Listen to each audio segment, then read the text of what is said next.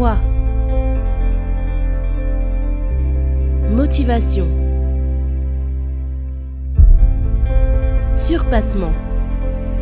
Fortifiez votre intérieur avec le moment de foi. Là, dans l'évangile de Matthieu, au chapitre 16, au verset 21, tout le monde connaît ce verset. Qui ne connaît pas ces versets qui disent le suivant, verset 21, chapitre 16, verset 21. Dès lors, Jésus commença à faire connaître à ses disciples qu'il fallait qu'il allât à Jérusalem, qu'il souffrit beaucoup de la part des anciens, des principaux sacrificateurs et des scribes, et qu'il fut mis à mort et qu'il ressuscita le 3e jour.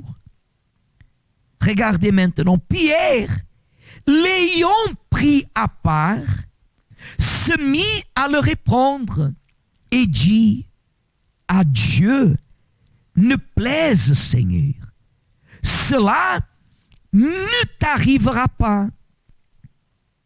Mais Jésus, se retournant, dit à Pierre: arrière de moi, Satan, tu mets en scandale, car tes pensées ne sont pas les pensées de Dieu, mais celles des hommes. Regardez bien, aujourd'hui on a parlé ça, certainement vous avez entendu ce message à l'église où vous avez pu chercher le Saint-Esprit. Regardez comme il est important. Le Saint-Esprit, il nous guide, il nous dirige. Ici, dans ce passage, qu'est-ce que nous voyons? Pierre, même si nous considérons qu'il avait une bonne intention, une intention que je parle, il avait un raisonnement, entre guillemets, du bien, parce qu'il voulait considérer qu'une telle chose ne pouvait pas arriver au Seigneur Jésus. Et quand Jésus, il annonçait ce qui allait se produire, à ce moment-là, la Bible dit que Pierre, dominé par la foi, du sentiment, de l'émotion, la considération humaine amène Pierre vers Jésus pour qu'il vienne. Il a mis Jésus à côté, il a pris Jésus à part dans le respect. Mais regardez ce que Pierre il dit. Pierre il dit: à Dieu ne plaise, Seigneur, cela ne t'arrivera pas. Apparemment, ce sont des paroles simples. Apparemment, nous pouvons dire que les paroles de Pierre témoignaient une reconnaissance. On peut dire qu'il avait, entre guillemets, apparemment, attention, on est encore à la moitié du message, il avait une bonne intention en disant de telles choses au Seigneur. Peut-être il s'attendait que Jésus l'enlace, il pleure avec lui. Mais non. Le Seigneur Jésus, on pourrait presque dire, avec une parole violente, une parole d'extrême violence du point de vue spirituel, dit comme ça: mais Jésus, se retournant, regardez pourquoi la Bible dit se retournant. Si cela ne serait pas important, cela ne serait pas écrit. Mais pourquoi la Bible dit que le Seigneur Jésus se retournant? Pour que la Bible dise que le Seigneur se s'est retourné, Pierre, il a parlé comme aujourd'hui le mal, il parle. Le mal, souvent, il vient derrière et il remplit l'oreille de la personne. Il séduit l'oreille de la personne. On peut maintenant s'imaginer le serpent en disant à la femme: certainement, si vous mangez de ce fruit, vous n'allez pas manger. Vous n'allez pas, mourir. Certainement, si vous mangez de ce fruit, vous n'allez pas mourir. Le diable, il travaille toujours comme ça. Il essaye de venir et de séduire votre écoute. Il essaye de contaminer votre oreille. Mais au moment que dit la Bible, le Seigneur s'est retourné, là, à ce moment-là, regardez ce qu'il est écrit. Merci, pasteur. Regardez ce qu'il est écrit. Se retournant, dit à Pierre, il dit à Pierre, voyez bien, Église, voyez bien le trajet. Il dit à Pierre, il parle à Pierre, c'était le physique, le corps physique. Mais qu'est-ce qu'il a parlé? Arrière de moi, Satan.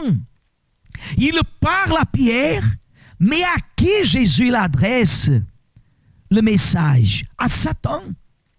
Pourquoi? Parce que dit comme ça, tu mets en scandale, car tes pensées ne sont pas les pensées de Dieu, mais celles des hommes. Mais celles des hommes.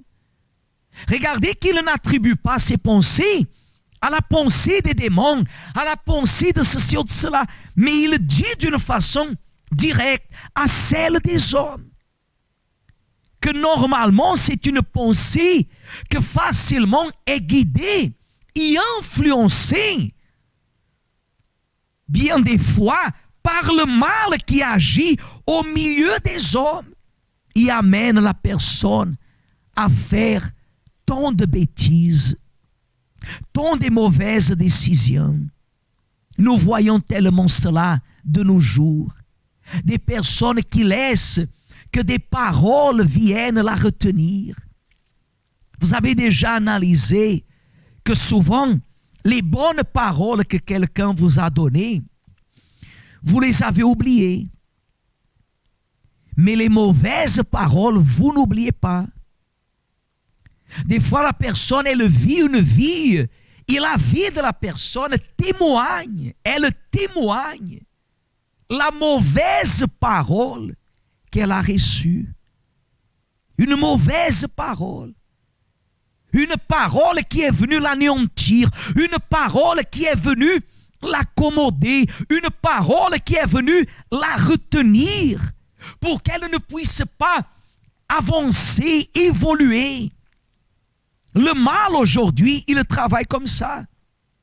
Mais si le mal, et aujourd'hui c'est mercredi, et nous aimerions parler à ce sujet, si le mal souvent, il vient pour vous dire dans vos démarches, que vous n'allez pas réussir, que vous n'êtes pas capable, que vous n'avez pas les aptitudes nécessaires, que vous n'avez pas les conditions nécessaires. Une parole, des fois même de la bouche de quelqu'un qui vous dit dans les yeux que vous n'êtes pas apte, que vous n'avez pas la condition. Une parole que vous écoutez seulement pour vous faire baisser les bras, seulement pour vous faire abandonner, désister. Des fois au sein de la famille, dans vos démarches, de la vie sentimentale, vie conjugale, et tant d'autres domaines. Mais si vous constatez ici dans ce message, Pierre et Jésus, ils marchaient toujours ensemble. Mais vous voyez que à ce moment-là, le diable, il a essayé même, à travers d'une parole, des fois, qu'est-ce qu'il fait le diable? Le diable de nos jours, qu'est-ce qu'il fait? Il utilise même des personnes qui apparemment ont une certaine spiritualité. Et c'est ça que nous aimerions vous parler aujourd'hui, pour que vous ayez la conscience de toujours veiller. Veillez. Parce que des fois, vous êtes le genre de personne qui vous dit comme ça, mais je ne parle du mal à personne. Vous ne parlez du mal. Vous ne parlez rien de mauvais. Mais des fois, votre oreille, elle est à l'écoute de tout ce qui est mauvais. Quand vous écoutez Dieu attentivement, vous ne donnez pas la condition au mal qu'il parle avec vous. Parce que dans les médias, même si cela peut blesser, même si cela peut sembler radical, même si cela peut sembler violent, mais dans les médias, vous agissez comme notre Seigneur et Sauveur Jésus, il a agi en coupant la parole du mal, en mettant le diable à sa place et en déclarant d'une façon ferme que votre façon de penser n'est pas le fruit de la pensée terrestre, mais votre façon de penser, elle est céleste. Elle est selon les plans de l'Éternel. Amen.